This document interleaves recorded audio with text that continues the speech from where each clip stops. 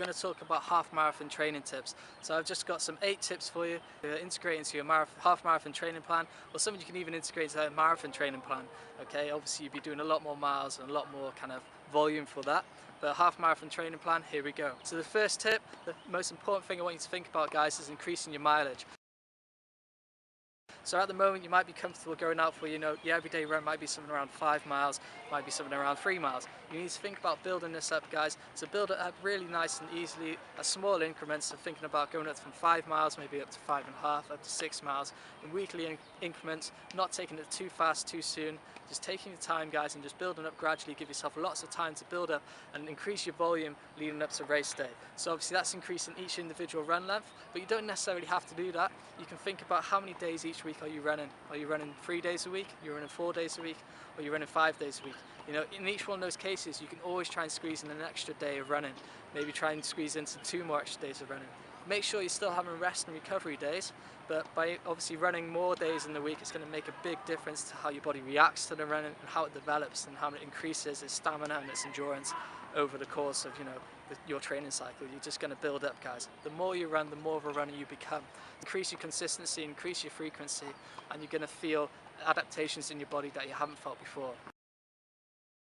Think about each week having a long run. So the long run is super important when it comes to your training, especially when you're thinking about these longer races, so half marathon, marathon. You need to be comfortable going out there and running for an hour, 2 hours, 3 hours. You need to get to that point, guys, when it feels nice and comfortable and relaxed, come into race day and running the distance. So I recommend thinking about building that long run up to perhaps making sure you get up to even 10 miles before race day, 11 miles, 12 miles. It depends obviously on how comfortable you are and how adapted and your level of ability as a runner. But I definitely try and recommend you try and get at least 10 miles before you come to race day, so it's not too much of a shock. You want to think about getting a good tempo run in once a week, maybe once every 10 days. Get a good solid tempo run in. So this is something that's going to be slightly faster than race pace, and it's going to be at least 3 miles in length. You want to try and build it up maybe to 4 to 5 to 6 miles, obviously depending on your ability. So the higher the better, because it will get you ready for race day. So you can be running faster than your half marathon goal pace, faster than you're hoping to run. But it's going to make a big difference. It's going to make you feel more comfortable when it comes to race day, because you're not going to be running quite as fast as you would be in your tempo, but you're going to be feeling nice and economical and relaxed. You're going to flow for your race. It's going to feel great.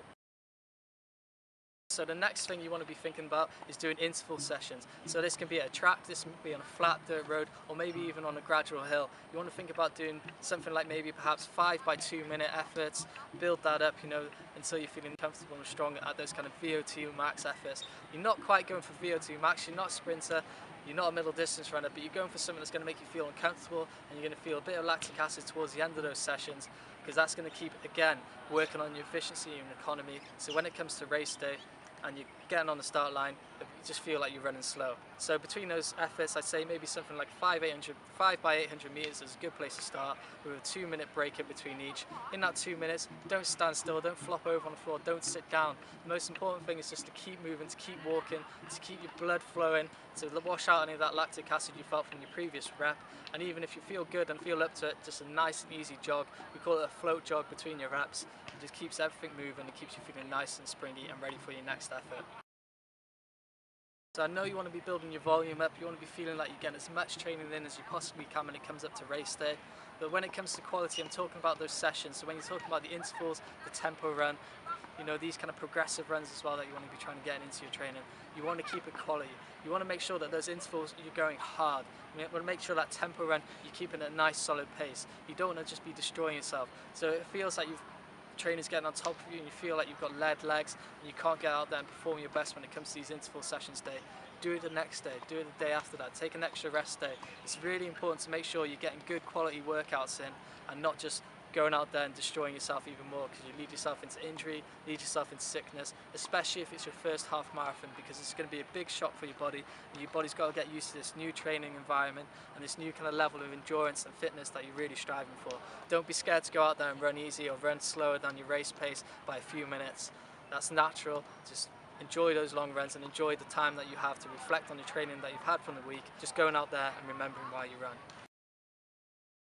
Think about your form, think about what your body is doing, think about how you're landing each stride. Are you being as natural, are you being as efficient and as economical as possible? think about that. It makes such a difference, and it really adds up over the miles. So, you know, a couple seconds here and there by being slouching forward perhaps, or leaning back too much, or swinging your arms around like this, it really makes a difference and it adds up over the miles. So try and keep your arms nice and straight. Imagine there's a line down the middle of your body and you're not going to cross it like this. Try and keep your core nice and strong. Keep your head straight, facing forward, to make sure you get enough oxygen for each breath to keep you going and keep you nice and relaxed throughout your race. Check out my running form video. It's going to be coming soon if it's not out on my channel already, and I'll go through a full specs of what you should be looking for in your body when you're talking about running form, and what I'm really trying to describe to you about getting the most economical and efficient running form you can think of. Get shoes that fit you. Get shoes that have lots of space in the forefoot.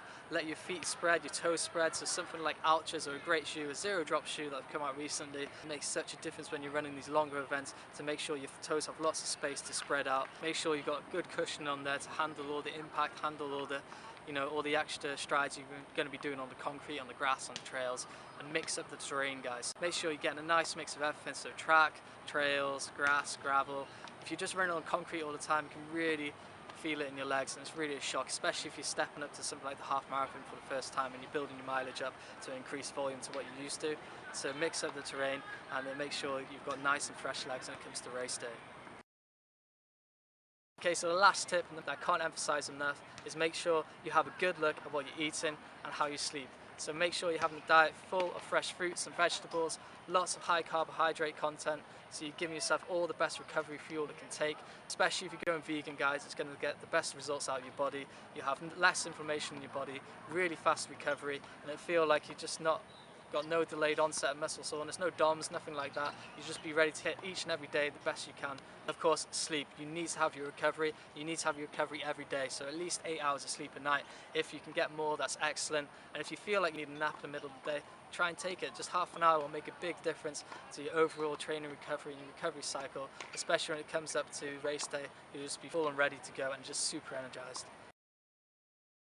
So make sure you get a good taper before race day, so relax a few days, let your body recover and get the full benefit out of your racing cycle before it comes to race day. This is super valuable. That doesn't mean don't do anything, just keep your body moving, maybe do a nice and easy speed session early in the week before your race. But anyway, I've got to wrap this video up now, guys. The sun's going down, so you know, make sure you take those tips on board. Let me know how it goes. I'll be really interested to see how you get on if you're doing a half marathon, if you train for it now and you've watched this video. Let me know if you've got any other ideas as well, or any other kind of comments you want to put them down the bottom. Get in touch with me at harryrunsuk@gmail.com if you've got any more personal specific ideas you want to know or know anything about coaching. Check me on Instagram, check me out on Strava, and subscribe on YouTube if you're watching this now and you're not already. Lots more videos like this on the way, so thanks for watching, guys. Happy running.